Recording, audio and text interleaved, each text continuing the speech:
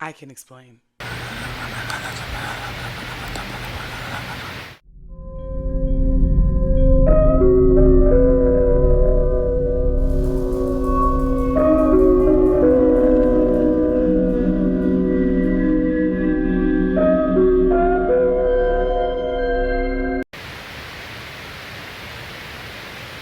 Welcome back, YouTube. And for those who do not know me, hello. My name is Noah, and on this channel, we talk about death, true crimes, haunted people, places, and things, spiritual revelations, and how we can fuck around and find out if you are not subscribed. If you are not subscribed, subscribe now, bestie. Make sure that notification bell is on. And if you're not following me over on TikTok, Facebook, or Instagram, follow me there as well.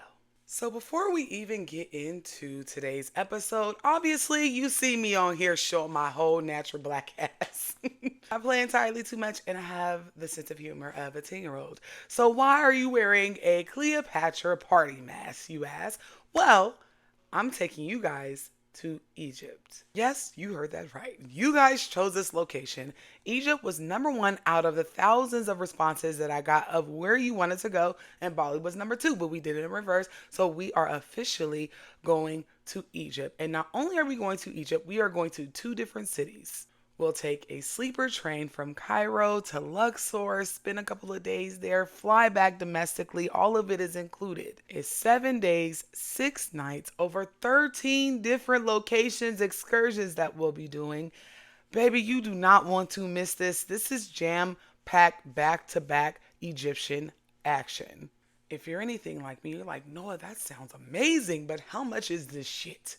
Well, the cost of the trip is $24.95. But because I love y'all, I am taking $295 off for the first 8 travelers.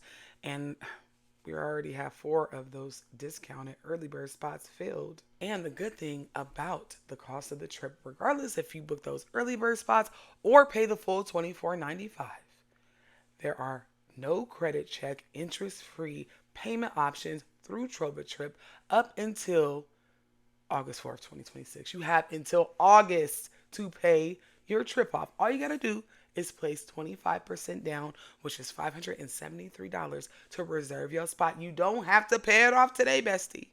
You got until August 4th to pay your trip off. Noah, where are we all going? We're all going here. These are all the places we're going to go. All of them. Pause to read. And this is what is included with your trip. I said we will be going from Cairo to Luxor. Your sleeper train fare is covered.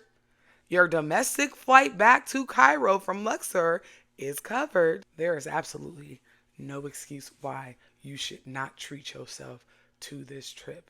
You got payment plans, and I forgot to mention, if you don't want to make payment plans, if you got Affirm, you can affirm your trip as well. We're going to have a pajama jam party on that sleeper train. Break out some spades, which I don't know how to play. Don't tell nobody else. I don't know how to play spades.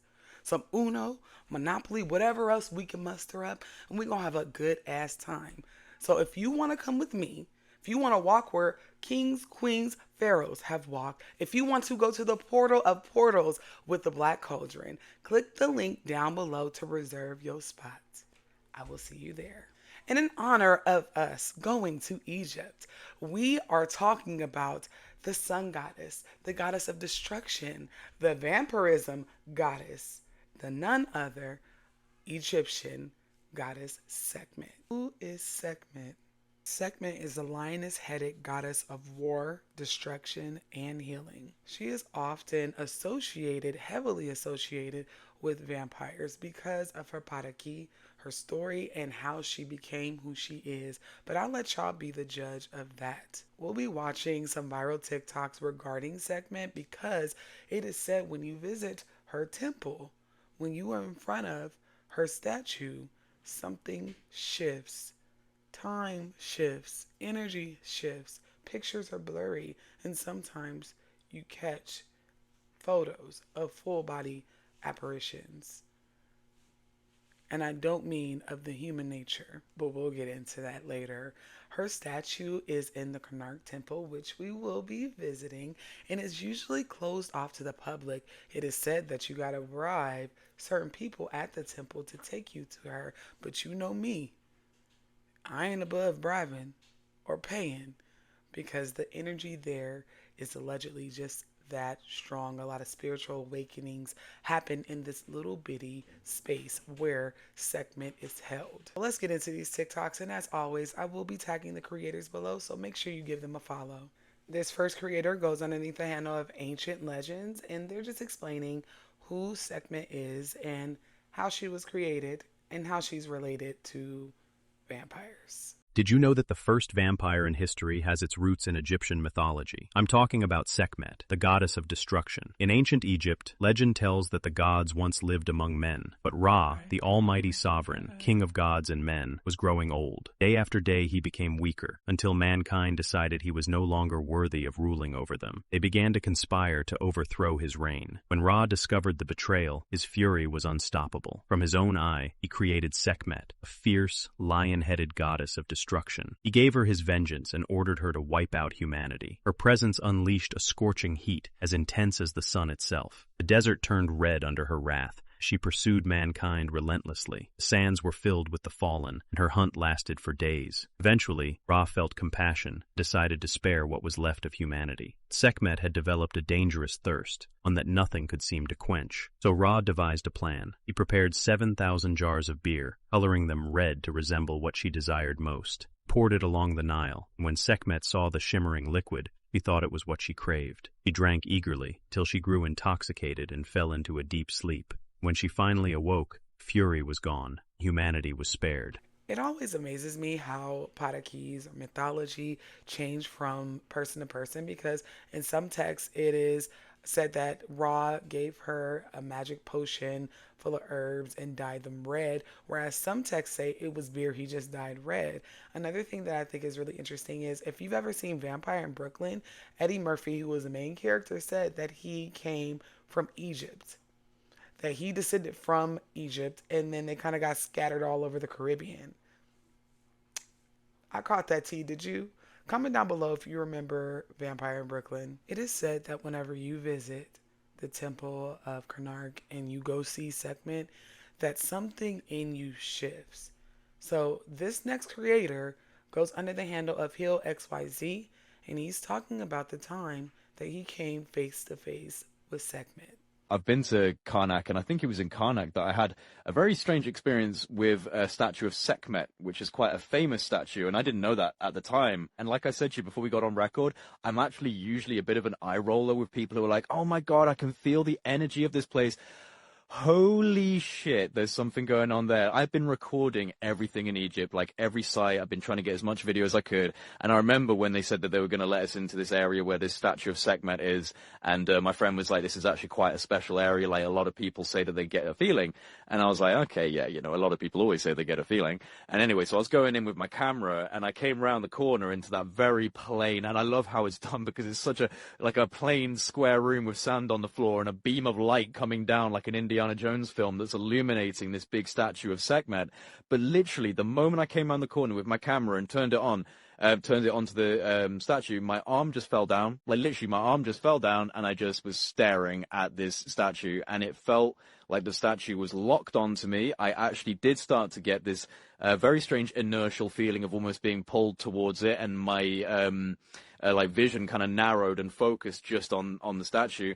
And it was only when my friend was like, hey dude, we're leaving now, and grabbed me by the shoulder, I was like, whoa, hang on a second. I was in a trance. And then the people next to me reported the same thing and said, did you get a feeling like it was locking onto you? And I was getting goosebumps from that because that was the first time in my life that I'd ever truly felt the energy of something like so many people claim. And there's been camera anomalies taking photos of that, and I don't know what it's made out of, but there's something going on with that, right? That's if you talk to anyone, it's probably more than any other statue in all of Egypt, the one that is considered most alive. In fact, some locals believe that they lock that shrine room at Karnak because otherwise Sekhmet tears through the village Get out. and you know, is as in her lioness form. And yeah, I could list endless stories that one of my friends went in there and didn't quite respect that statue and suddenly got a random nosebleed out of nowhere, or Wow. very ill. Same like some of the effects of these curses, or this. What do you think's going on there then? What do you think explains that? The locals believe this is actually the spirit. This is Sekhmet is the she's a force of guardianship for very much like the Sphinx, Mahit, this original lioness that was Mahit, that was called Mahit, was this, the lioness is, that energy is like, what better energy do you want to guard sacred knowledge than a mother lion who will shred to pieces anyone who is threatening her children, but who will guard her children better than anyone. So you need an energy that can differentiate between these. And this is, in the history, that is Sekhmet's role, is as this protector of the sacred knowledge of Egypt. And it's you can almost see the name Kemet in her name, Sekhmet. That's the name of Egypt. It's she's the protector of that. And you can also see Mahit in that name too, Sekhmehit. And she is also a lioness, just like Mahit, who is this guardian over the library in northern Egypt. So she's the differentiation. You need Sekhmet permission, basically. And never, ever disrespect that statue. Just don't, I'll tell anyone that's listening. There's so many statues of Sekhmet though. That's the thing. Why is this statue so resonant and strong with an energy? That's her official shrine room. That's her official, her sanctuary. Kind of the OG shrine room for her. That's her, yeah, domain, basically, where she most centered. But you do see Sekhmet or Mut, which is similar. But I've seen like 20 of them. At the Vatican Library, Museum, I mean, where the pine cone is, and there's the big, this is all a metaphor for the pineal gland, and it's inside a white dome, that's like the inside of the skull, the white dome around it, and the lions and the peacocks. This is all part. They know exactly what's going on, my man. Like, the Vatican has got a lot of this information. I mean, the very fact that they can have something like the secret archives, which I'm not sure if you're aware, but it's like multi-kilometers. It's like 30 kilometers of shelving to store all of the texts and, the different artifacts. It's phenomenal to me that that's even allowed and permissible. Talk about some of the reasons why some people on Earth don't want this SAR technology coming forward. A lot of people hide a lot of things underground, you know. But what I'm saying here is like if you go behind that dome where the pine cone is, it's the Vatican Museum right there. If you walk behind all around it, there are like 15 or so Sekhmet statues there, all taken from Egypt, lining all the way around the back of it in the inside of the building. People don't realize that. And they're all in like a red room, actually, which is like, it looks like you're looking into a brain kind of, whereas on the outside, it's white like you're on the inside of a skull. So, yeah, seeing these Sekhmet statues at the Vatican, I was like, I'm sorry, Sekhmet. I don't know why you're here. I don't know why they stole you here, and why they thought that the guardian whose job it is to protect against those who take this knowledge and don't deserve it, is very, there's levels of irony here and levels of ownership, claiming to have some type of power over these statues, and like I said, like objects of occult power is how they look at it. These things that have been so venerated and worshipped and honored, the more consciousness and intention that's been paid to a statue, the more power it does have. I was watching it like, this dude is on one. He's just down there on his own. That's impressive, man. Like, the hats off to you for actually doing that. All the armchair skeptics sitting there saying this, that, and the other. Here's a guy that's literally getting the sand in his fingernails and going down into the tunnels and finding it. This dirt that is now blocking up that tunnel is, it wasn't there at first. There's hundreds of gated entrances and shafts on the plateau itself. Shafts just full of sand, shafts that are gated, doors that go into cliff sides that are gated. And that was my point. People don't realize how many entrances there are right on the plateau. Some of the footage, I've never seen anything like it. I've never seen any of this footage before of these different entrances, going into these places, into the tunnel to actually get the evidence. Yes, it's blocked off. There is more to this. Again, guys, the ancient stories, the relatively contemporary stories from early archaeologists and explorers, like this is something that seems to have been very quickly hushed up in the modern era. It's real. There are these energy fields where if you enter into them, it's going to make you sick. There are these pockets that it's like radiation almost. You walk into and you get sick. These tunnels it was unbelievable. They were full. I mean, they're 10, 12 feet wide and tall, square. What? The Vatican Museum where the pine cone is, and there's the big, this is all a metaphor for the pine oak land. And they know exactly what's going on.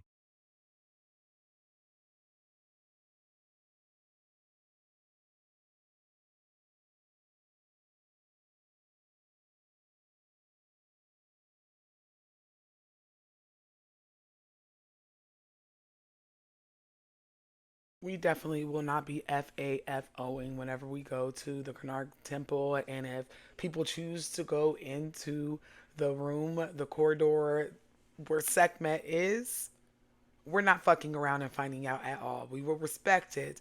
The fact that they have Sekhmet statues all around the Vatican like that, the Vatican, and they claim that Catholicism and Christianity rule the world, they know something, baby. They know something and they're hiding things. This is why Egypt is a portal because, like the guys were saying, there's certain corridors, there's certain places that will make you sick. It is so energetic there. And since Karnak, it holds the OG statue because we have a Sekhmet statue here in Las Vegas on the outskirts. But since it's the OG, that is where all of her energy is. That is where all of her ashe is. So I'm just very, very excited to visit. And we're going to get into some more other experiences that people have had when they visited her. This next creator goes under Diana Divine, and she is showing us some photos of the time that she went to Egypt with a photographer, and they picked up something odd. So the photos before were taken on my last tour in September 2022. This photo was taken this week on the most recent tour, also taken by a professional photographer with his camera. Now, at first, I didn't notice anything wrong with this photo, right? It's just a person who's walking in front of the statue and it's got a bit blurry. Except that's not a person.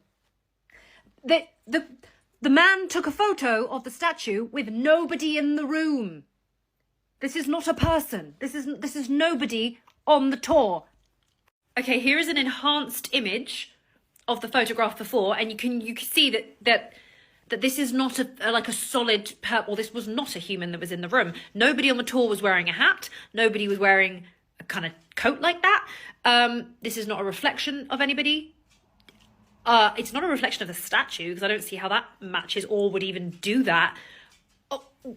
Can someone explain what is going on? Now, I didn't believe in ghosts. I've never personally experienced like a ghostly supernatural experience, so I had no frame of reference. However, one of the Egyptologists that was on the group, when she saw this photo, she pointed out that this weird person here looks a hell of a lot like this Egyptian dude. Like, it's the same clothes, it's the same hat. What? That's Ta, Sekhmet's husband, so to speak. So I did a little digging and I found out that where Sekhmet is, there are several different little corridors with other statues, other gods and goddesses, and her man just so happened to be down the hall from her. I guess he wants to visit, but this picture is very special because when I look at it, that is not the only spirit that I see in this photo. This photo is charged with energy. So if I was y'all, I'd rewind back, pause, and just really look at it. Look at the corners.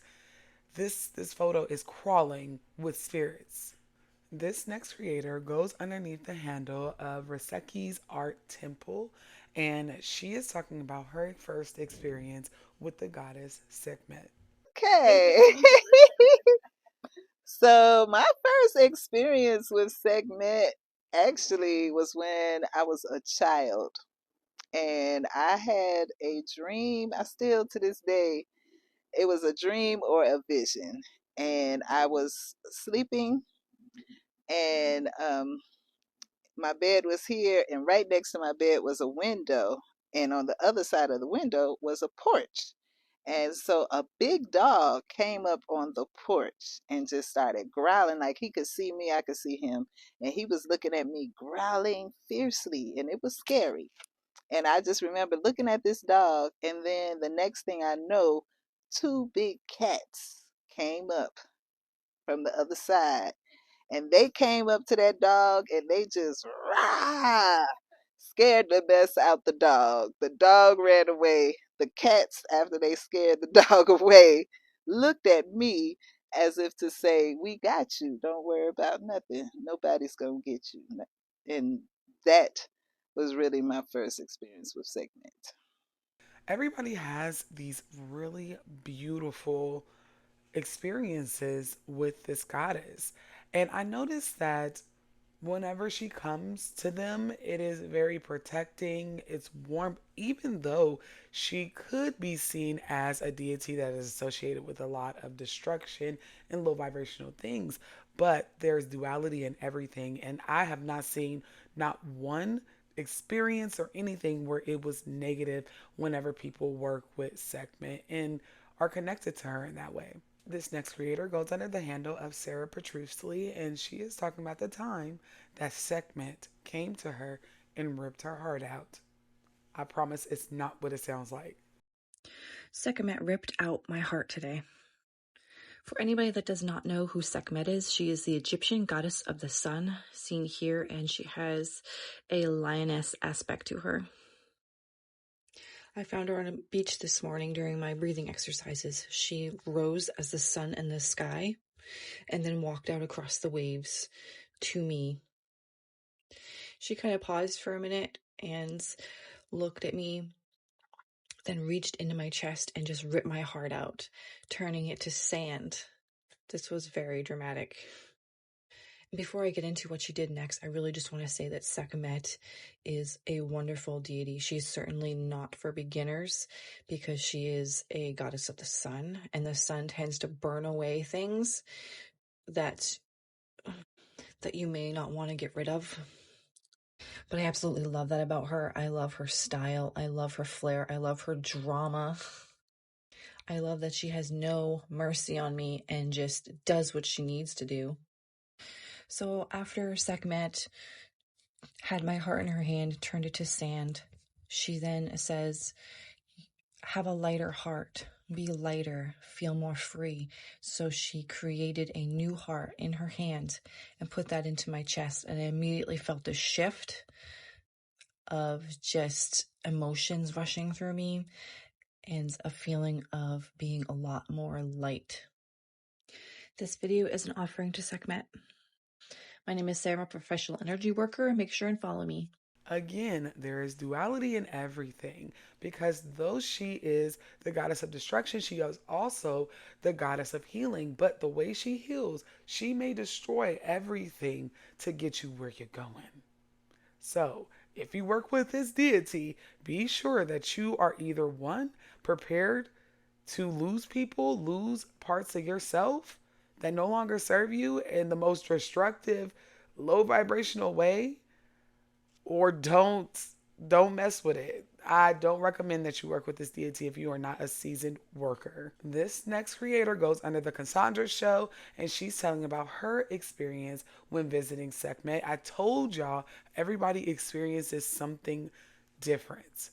Just listen to her story. I had the wildest encounter with ancient Egyptian goddess Sekhmet when I was traveling through Egypt recently. Sekhmet is the ancient Egyptian goddess of war, destruction, protection, and healing, and she was known to have this very fierce power, and she would basically decimate anything that was needed to be decimated. She had this divine feminine rage. When I was at the Karnak temple in Luxor, Egypt, which is the largest temple complex in the entire world, my guide took me to a much smaller part of the temple, which was really out of the way, and it was so quiet. There was not a soul to be seen apart from these two guys who seemed like they were devotees of Sekhmet who were really guarding it, and they were eyeing us so hard. The vibe was definitely very solemn and they were very wary of me. So I entered the temple and there I saw her, the stunning black granite statue of Sekhmet.